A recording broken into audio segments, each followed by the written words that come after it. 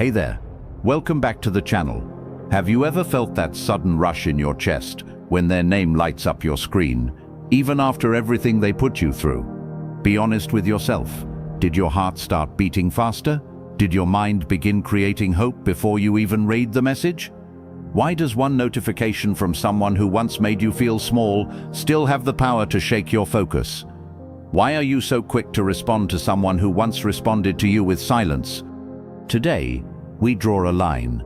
Today, you stop giving instant access to people who once treated your presence like it was optional. This is not about ego. This is not about revenge. This is about strength. This is about reclaiming control over your emotions and your actions. Epictetus said, "No man is free who is not master of himself." Read that again and let it sink in. If a single message can disturb your peace, then you are not fully in command, and you deserve to be. When they reach out after distance, after confusion, after inconsistency, you must understand something clearly. Access to you is not a right, it is a privilege. And privileges are earned, not handed out because someone suddenly feels curious or lonely. Every time you reply instantly, you teach them that nothing changed. You teach them that they can disappear and return without consequence. That is not strength. That is emotional habit. And habits can be broken.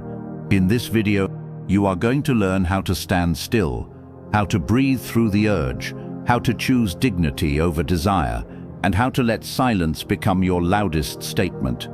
Stay with me, because if you master this first principle, you will never again feel weak in front of a notification. Before we begin, I want you to drop this affirmation in the comments right now. I choose self-respect over impulse. Number 1. Command your first reaction. This is where everything changes. The very first seconds after you see their name are the most dangerous. Your body reacts before your mind has time to think. Your chest tightens, your thoughts race. Old memories try to soften the truth. You feel the urge to open the message immediately, to respond quickly, to show that you are still there. Stop. That urge is not love. That urge is conditioning, and you are about to break it. Marcus Aurelius wrote, "You have power over your mind, not outside events." The message is outside of you. It has no power on its own. The only power it has is the power you give it through your reaction. So take control. The second you see their name, put the phone down. Do not open it. Do not read it. Do not let curiosity control you. Walk away. Take 10 deep breaths. Go outside. Move your body. Feel the emotional wave rise and fall without acting on it. This is strength in action. This is discipline being built in real time. Most people fail in this moment because they confuse emotion with urgency. They believe they must respond now or they will lose something. But what are you really losing? Someone who already risked losing you. You are not required to respond on demand. You are not on call for someone who once left you confused. Create a non-negotiable rule starting today. You never respond to emotionally loaded messages within the first hour. Write it down. Commit to it. Follow it every single time. This builds self-trust, and self-trust builds confidence that cannot be shaken by a notification. When you pause, you send a message to yourself first. You prove that you are no longer controlled by old patterns. You prove that you can feel deeply without reacting blindly. That is power. Real power is calm. Real power is controlled. And when they realize they cannot trigger you the way they used to, that is when regret begins to grow. Not because you argued, not because you explained, but because you remained steady. Master the first reaction, and you master the entire situation. Stand firm. Choose discipline. Choose dignity. Number 2, remember the pattern, not the promise. When they reach out, they often come with soft words, apologies, or curiosity. They may sound different, they may sound sincere, but you must train yourself to look at patterns, not promises. Anyone can type a message, anyone can say they miss you, anyone can claim they have changed, but consistency over time is the real proof. Seneca the Younger said, "Time heals what reason cannot." Time also reveals who someone truly is. Do not let one emotional message erase months of confusion, mixed signals, or neglect. Your memory must be honest. Do not rewrite history just because the present feels tempting. Sit down and write the full story of what happened, not just the highlights. Write how you felt when they pulled away. Write the nights you questioned your value. Write the moments you felt small or uncertain. Keep that record. When nostalgia tries to soften reality, read it again. This is not about holding on to anger. It is about protecting your future from repeating the same lesson. Strong people learn from patterns. Weak habits ignore them. If someone truly wants to rebuild something with you, they will show consistent effort without being chased, without being convinced, and without being rescued. Until that happens, silence is your strength. Do not trade long-term respect for short-term comfort. Stand firm in what you already experienced. I want you to drop this affirmation in the comments. I trust patterns, not empty promises. Number 3. Detach from the need to be understood.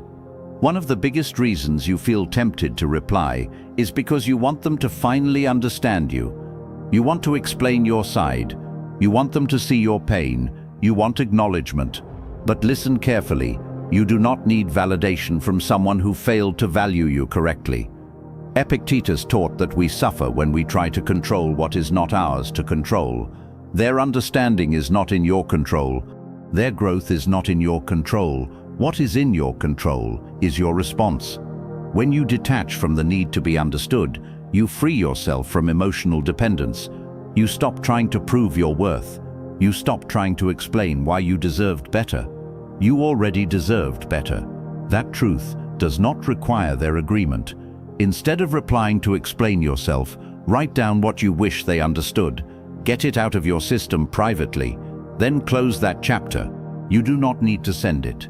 You do not need to argue it. You do not need to defend it. Silence becomes powerful when it comes from certainty. When you no longer feel the urge to clarify your value, you stand on it. Let them wonder. Let them reflect. If they truly care, they will do the work to understand without you chasing that understanding. Your job is not to convince. Your job is to elevate. Number 4. Let silence create consequence. If you always respond, there is no consequence for how they treated you. If you always make yourself available, there is no cost for their inconsistency. And without consequence, there is no growth. You must understand this clearly. Silence is not punishment. Silence is accountability. Marcus Aurelius reminded himself, "The best revenge is to be unlike him who performed the injury." That means you do not react with drama. You do not attack. You do not chase. You simply remove access. That removal forces reflection. When someone no longer receives your quick attention, your emotional support, your energy on demand, they begin to feel the absence. That feeling is powerful. That feeling is where regret begins. Create space that is real. Do not view their stories. Do not like their posts. Do not send casual check-ins. Cut the small threads that keep emotional connection alive. Every tiny interaction keeps the door open. Close it with discipline. Let time stretch without your presence filling the gap.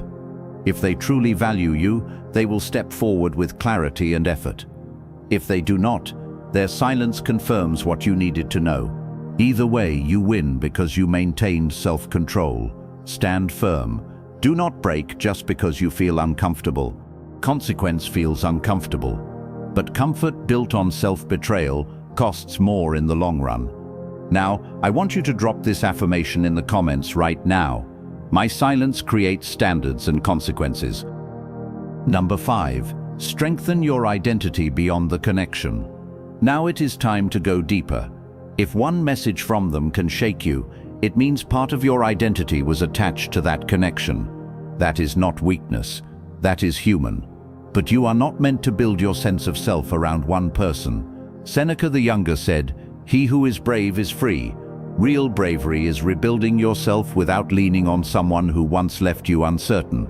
You must expand who you are beyond who you were with them. Ask yourself 3 hard questions. Who was I before this connection? What goals did I put on hold? What version of myself am I capable of becoming now? Write the answers clearly, then take action daily toward that version. Start training your body harder, improve your skills, strengthen your finances, deepen your discipline. When your life becomes bigger than the relationship, their message loses emotional weight. Think about the last time someone tried to rush you into a decision, pushing for an immediate response. But what if I told you that your greatest power lies in the pause, that calculated moment of stillness where you stop seeing it as a lifeline, you see it as a small event in a much larger journey. This shift is powerful. It turns you from reactive to focused. It turns you from waiting to building.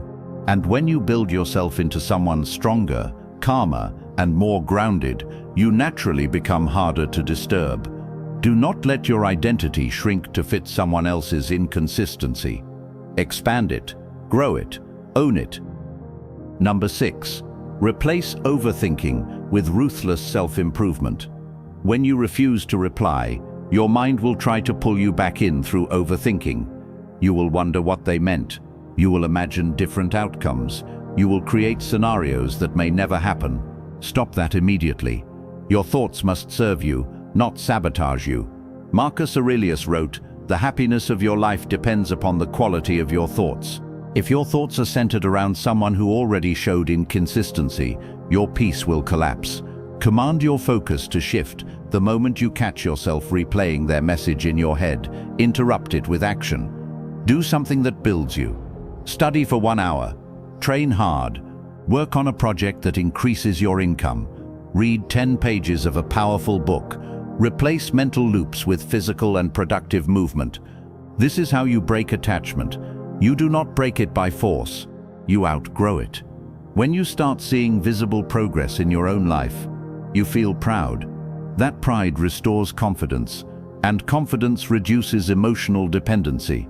You stop caring about whether they regret losing you because you are too busy becoming greater. Overthinking drains. Execution empowers.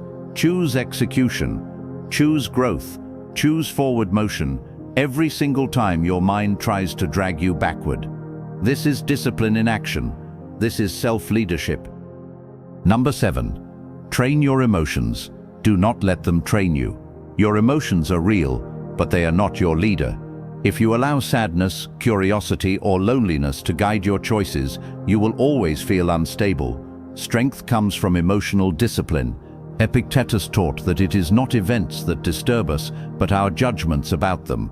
Their message is neutral. The meaning you attach to it creates the storm, so take control of the meaning. Instead of thinking, "What if I lose them forever?" think, "What stays aligned with me will not require chasing." Practice emotional labeling. When you feel the urge to reply, name the emotion clearly. Say it in your mind. Is it loneliness, ego, hope? Once you name it, you separate yourself from it. Then breathe slowly and let it pass. Emotions rise and fall like waves. You do not have to jump into every wave. You can stand on the shore and watch it move. That awareness builds control. What if I lose them forever? Think. What stays aligned with me will not require chasing. Practice emotional labeling.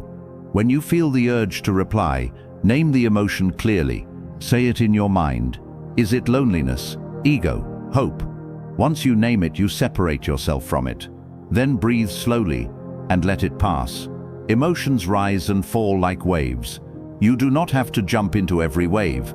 You can stand on the shore and watch it move. That awareness builds control. Number 8. Become so strong they feel the loss. This final principle is about elevation. Not for revenge, not for ego, for transformation. When you choose not to reply, do not sit around hoping they regret it. Do not stare at your phone waiting for a second message. Shift your entire focus to becoming undeniable. Seneca the Younger said, "Begin at once to live, and count each separate day as a separate life." That means today is not about them. Number 8. Become so strong they feel the loss. This final principle is about elevation. Not for revenge, not for ego, for transformation. When you choose not to reply, do not sit around hoping they regret it. Do not stare at your phone waiting for a second message. Shift your entire focus to becoming undeniable. Seneca the Younger said, "Begin at once to live, and count each separate day as a separate life." That means today is not about them. It is about you. Create a clear 90-day upgrade plan. Set physical goals, set financial targets, set mental discipline habits. Track them daily. Push yourself harder than you ever did before. Wake up earlier. Train with intensity. Learn skills that increase your value. Expand your circle with driven people. When you operate at a higher level, you naturally detach from anyone who operates below your standards. If they look back one day, what will they see? Will they see someone stuck and waiting? Or will they see someone who evolved, matured, and leveled up beyond reach? Regret grows when someone realizes they lost access to a rare person who refused to stay small. But remember this clearly, your goal is not to cause regret. Your goal is growth. If regret happens, it is simply a byproduct of your elevation. Stand tall, stay silent when needed, build relentlessly. Now you understand the truth. Silence is not absence, it is power. Every time you resist the urge to reply, you protect your peace, reinforce your worth, and take control of your life. Marcus Aurelius said, "The soul becomes dyed with the color of its thoughts." Fill your mind with discipline, focus, and strength, and nothing, not a message, not a memory, not a temptation can shake you. Stand firm in your boundaries, elevate yourself relentlessly. Let your life be the proof of your strength. Let them wonder, let them reflect. Let regret be the consequence of losing someone who refuses to settle for less. Your silence speaks louder than any explanation ever could. Your growth will be undeniable. You do not owe anyone an apology, a reason, or a second chance. Protect your energy. Guard your time. If this video ignited determination in you, subscribe, like, and share it with someone who needs to reclaim their power. Drop this final affirmation in the comments. I honor my value, I protect my peace, and I rise above all distractions. Stand strong, stay disciplined, live untouchable. Your future is yours, and your silence is your weapon.